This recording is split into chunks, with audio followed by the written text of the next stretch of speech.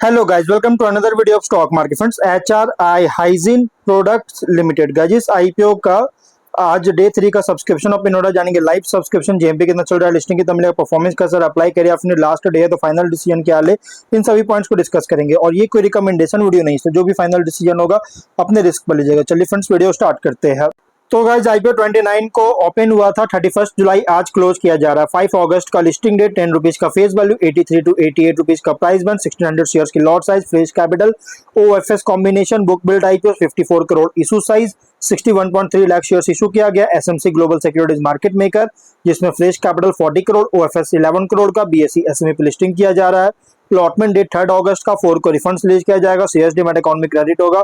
Offer दी गई है, QIB anchor include नहीं करेंगे, 19.9, बिग एचएनआई 9.5, स्मॉल एचएनआई 4.7 और रिटेल 33.2% ऑफर दिया गया है। रिटेल ओनली 2 लॉट अप्लाई कर सकते हैं, 3200 शेयर्स मिलेंगे, 2.8 लाख पे करना पड़ेगा। Small HNI minimum 3 lot apply कर सकते हैं, 4.2 लाख पे करना पड़ेगा।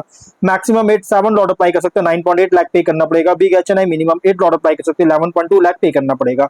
मैक्सिमम कोई लिमिट नहीं है, लेकिन अगर 5 टाइम सब्सक्राइब होता है स्मॉल एचएनआई, बिग एचएनआई जिस भी कैटेगरी में, तो आपको मिनिमम लॉट होगा। जैसे small HNI only 3 lot, big HNI only 8 lot allotment होगा अगर 5 टाइम सब्सक्राइब होता है। तो एंकर से 14.8 करोड़ का फंड रेज कर चुका है।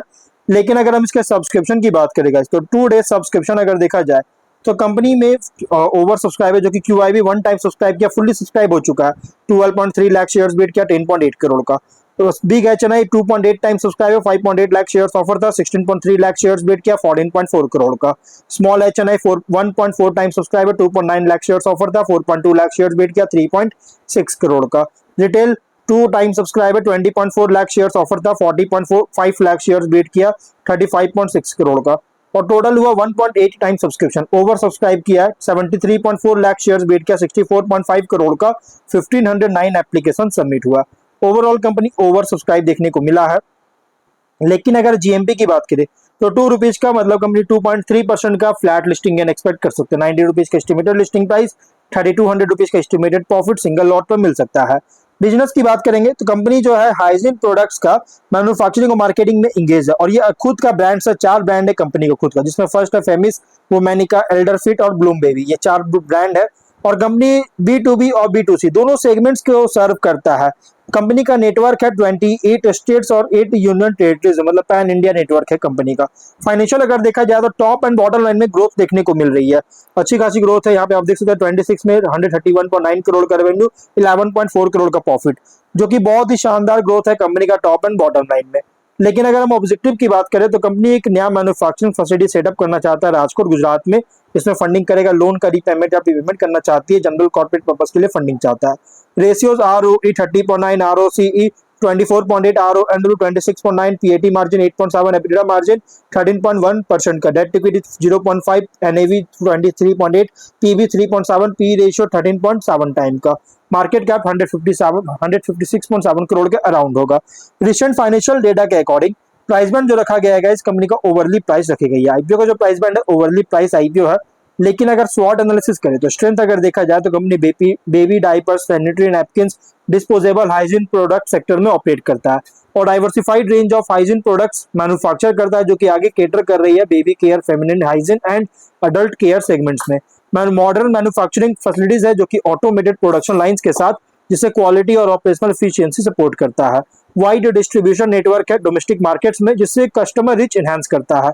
डिमांड ग्रो कर रही है हाइजीन और पर्सनल केयर प्रोडक्ट्स के लिए, जिसे long term business growth support करता है। कंपनी का फोकस है क्वालिटी स्टैंडर्ड्स और लगातार प्रोडक्ट डेवलपमेंट पर, जिससे मार्केट पोजीशन स्ट्रेंथन करता है। बट वीकनेस की बात करें तो बिजनेस डिपेंड करता है रॉ मटेरियल प्राइसेस पर, specially pulp and polymer based inputs पर। वर्किंग कैपिटल इंटेंसिव है, इन्वेंट्री और डिस्ट्रीब्यूशन रिक्वायरमेंट्स के कारण स्ट्रॉन्ग कंपटीशन फेस कर रही है एस्टैब्लिश डोमेस्टिक और मल्टीनेशनल ब्रांड से। सिग्निफिकेंट मार्केटिंग और ब्रांड बिल्डिंग एक्सपेंडिचर, जो कि एक्सपेंशन के लिए जरूरत पड़ेगा। बिजनेस परफॉर्मेंस डिपेंड करता है कंज्यूमर डिमांड, डिस्ट्रीब्यूशन एफिशिएंसी पर। अपॉर्चुनिटीज की बात करें तो डिमांड ग्रो कर रही है पर्सनल हाइजीन और हेल्थ केयर प्रोडक्ट्स के लिए। अवेयरनेस इंक्रीज हो रहा है अर्बन और रूरल मार्केट्स में हाइजीन को लेकर, जिससे लॉन्ग टर्म ग्रोथ सपोर्ट करता है। एक्सपोर्ट्स में एक्सपेंशन, रेवेन्यू डाइवर्सिफाई कर सकता है। प्रीमियम और वैल्यू एडेड हाइजीन प्रोडक्ट्स का लॉन्च मार्जिन इंप्रूव कर सकता है। ई कॉमर्स ऑर्गेनाइज्ड रिटेल में ग्रोथ देखने को मिल रहा है जिससे मार्केट रीच एक्सपैंड कर सकता है। लेकिन थ्रेट अगर देखा जाए तो इंटेंस कंपटीशन है एस्टैब्लिश्ड हाइजीन प्रोडक्ट मैन्युफैक्चरर से। रॉ मटेरियल प्राइस में वोलेटिलिटी प्रॉफिटेबिलिटी को अफेक्ट कर सकता है। रेगुलेटरी या क्वालिटी स्टैंडर्ड्स में कोई बदलाव होता है तो कॉम्प्लायंस कॉस्ट इंक्रीज कर सकता है। इकोनॉमिक स्लो डाउन के कारण कुछ प्रोडक्ट कैटेगरीज में कंज्यूमर स्पेंडिंग को अफेक्ट कर सकता है। सप्लाई चेन डिस्ट्रप्शन के कारण प्रोडक्शन प्रोडक्ट अवेलेबिलिटी को इम्पैक्ट कर सकता है। पीयर कॉन्टेक्स्ट करेंगे तो लार्ज एफएमसीजी हाइजीन कंपनीज के कंपैरिजन में ऑपरेट कर रहा है as a specialised manufacturer disposable hygiene products का। लेकिन कंपनी कंपीट करता है manufacturing capability, product quality, distribution network, customer relationship पर।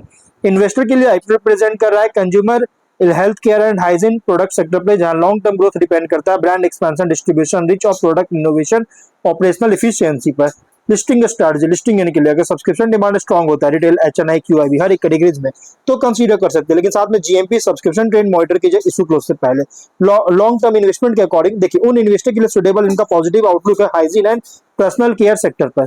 लेकिन लिस्टिंग के बाद आपको कुछ पॉइंट्स को ट्रैक करते रहना होगा, जैसे revenue growth, distribution expansion, portfolio, product portfolio diversification, operating margin, profitability आपको ट्रैक करते रहना होगा। स्ट्रैटेजी वर्डिक्ट लिस्टिंग गेन के लिए अगर सब्सक्रिप्शन डिमांड जीएमपी सपोर्टिव होता है तो कंसीडर कर सकते हैं लॉन्ग टर्म के लिए। सेलेक्टिव है लेकिन उन इन्वेस्टर के लिए जिनका लॉन्ग टर्म व्यू है हाइजीन प्रोडक्ट इंडस्ट्री पर। देखिए फाइनल डिसीजन जो भी लीजिएगा अपने रिस्क पर लीजिए, तो इसकी आईपीओ ये प्योर लॉन्ग टर्म आईपीओ, जो भी फाइनल डिसीजन होगा अपने रिस्क पर लीजिएगा। ये कोई रिकमेंडेशन वीडियो नहीं है। तो गाइस वीडियो यहीं पर एंड करते हैं। अगर कोई डाउट है कमेंट बॉक्स में पूछे। मिलते हैं नेक्स्ट वीडियो में।